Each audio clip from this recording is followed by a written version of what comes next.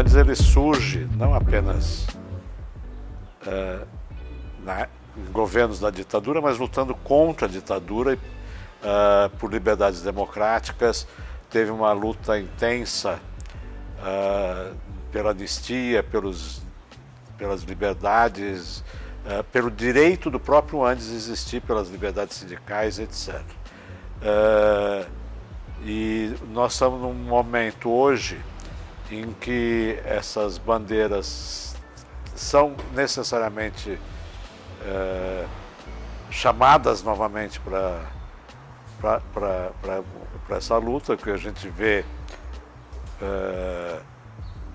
a tentativa de censuras dentro das universidades, e é interessante levantar a história, porque na história da luta contra a ditadura, a esquerda era acusada de não respeitar as instituições. E hoje nós vivemos uma situação que é interessante, porque o próprio presidente da República e seus apoiadores não respeitam as instituições. Todas as instituições estão em risco. Inclusive os sindicatos. A ideia que eles levantam agora de extinguir o Ministério do Trabalho e levar os sindicatos para o Ministério da Justiça é de um absurdo total. Sob a alegação de que há indícios de corrupção. Bom, então tem que botar tudo sobre o Ministério da Justiça, porque há indícios de corrupção em tudo.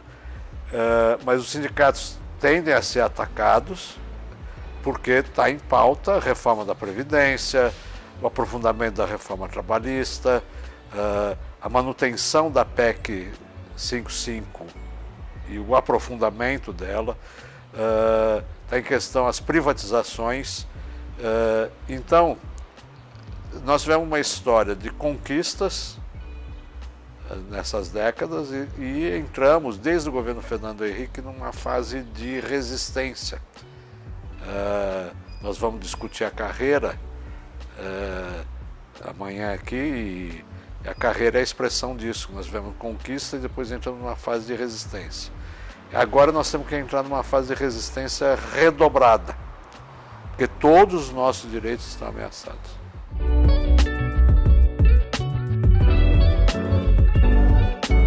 Já vinha no Brasil uma agenda, implantando uma agenda neoliberal no Brasil, que permitiu a expansão incontrolável do setor privado da educação superior, mas nós conseguimos manter e tivemos a universidade pública com destaque, funcionando regularmente, ampliando as suas vagas. Tivemos a expansão da pós-graduação. Nós tivemos uma série de processos em que a universidade pública foi respeitada no Brasil. E ela hoje, com o alinhamento que o novo presidente, o alinhamento explícito dele com Trump, é um alinhamento de entrega total do país, e nessa entrega total do país está o conhecimento. Nós pegamos uma questão só que querem privatizar, como a refinação de petróleo. É um patrimônio de conhecimento que o Brasil tem e que vai ser entregue. Então, o conhecimento, nós sempre lutamos em defesa do conhecimento e pelo caráter público da sua produção e da sua apropriação. E o conhecimento entra numa fase de desvalorização explícita. Há, aliás, uma valorização da ignorância. A campanha eleitoral mostrou isso e agora, na montagem do governo, está muito claro, seja pela escolha de ministros, que se faz o próprio ministro da Educação, o ministro das Relações Exteriores, mas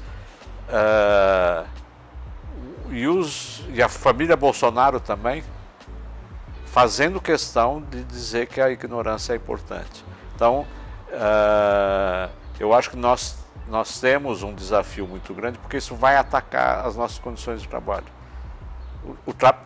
Nós sempre, ao lutarmos, dissemos que o Brasil não valorizava direito os professores. Bom, agora, professor é execrado. É execrado porque qualquer conhecimento que não esteja dentro da pauta moral que eles elegeram é tido como ideologia, o que não é conhecimento que não é exclusivamente operacional, é ideologia, e por isso essa tentativa recorrente de aprovar a escola sem partido.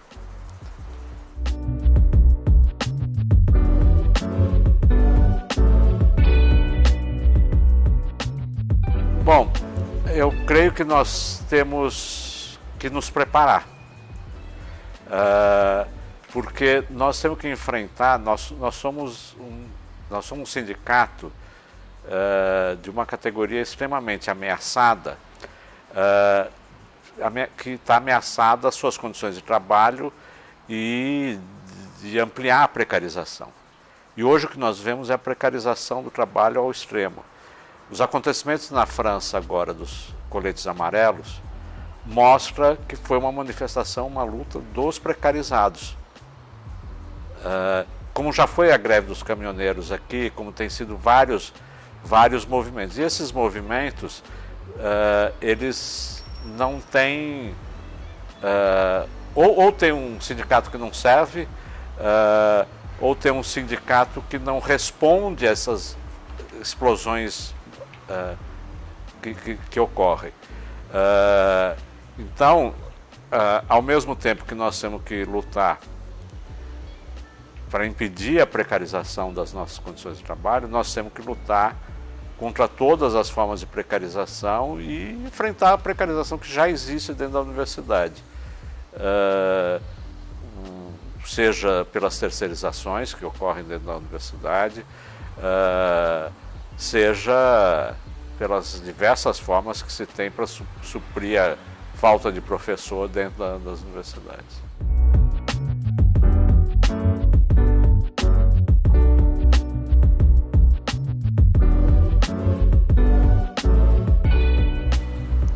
Bom, nós temos um período que não é pequeno já de valorização da meritocracia, da competitividade, das saídas individuais. E a própria eleição de Bolsonaro é uma expressão de que havia um descontentamento muito grande e, contraditoriamente, as pessoas votaram naquele que vai ser o carrasco das suas condições de vida. Mas as pessoas não votaram pensando nisso. Elas votaram para fazer um protesto contra toda a ordem política, e a extrema-direita soube navegar nesse descontentamento para concentrar que tudo era culpa do PT, tinha que vingar do PT. Então a própria eleição é a demonstração disso, que as pessoas agem instintivamente, sem organização, sem estar preocupado com a organização. E o sindicato, ele tem, porque nós temos uma história de elaboração, de discussão, de preparação para a luta, que sempre teve que contar com a participação da base. E se as pessoas não se mobilizarem, não assumirem a participação, elas ficam vulneráveis para enfrentar essa situação no seu conjunto e nas particularidades. Então, eu acho que o sindicato, ele tem que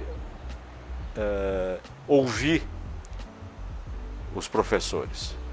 Ele tem que compreender o que os professores desejam e ajudar os professores a superar esse momento que está vivendo e E eu acredito que os professores vão participar. É impossível que nós passemos 2019, quando, com ataques à nossa carreira, à aposentadoria, ao salário, porque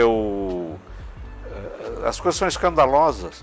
Tem uma PEC dos gastos, mas estão excluídos da PEC os ministros do Supremo, os militares, e os servidores vão ter que ter redução de salário.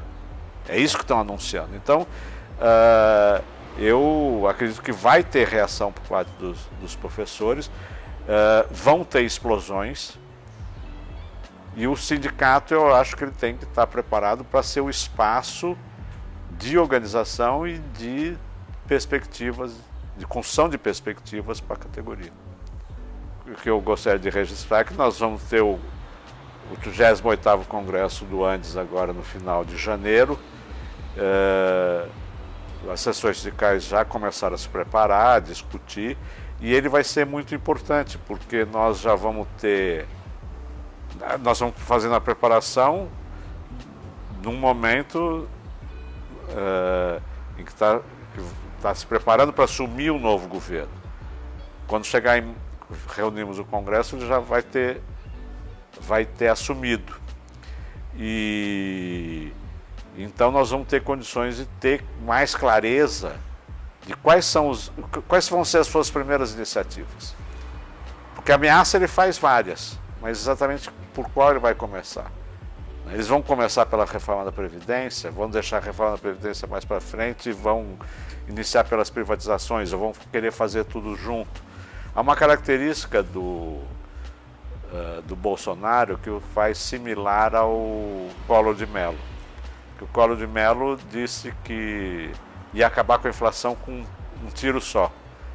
E o primeiro ato dele após tomar posse foi confiscar a poupança. E foi o ato, tomou posse e agiu com um ato antipovo que marcou o início do seu fim. No primeiro dia de governo ele faz um ato que marca o início do seu fim. Então, e Bolsonaro ele tende a ter atitudes desse tipo, de tentar fazer as coisas de um tiro só. Mas o que ele vai querer pegar, não sei. Naquela época era inflação, né? Hoje eu não sei exatamente no que ele vai querer fazer, mas que ele vai começar o ano tentando fazer medidas de impacto, vai. E ele vai ter que avaliar e construir as respostas, que não são respostas só do movimento docente, mas de todos os segmentos da classe trabalhadora.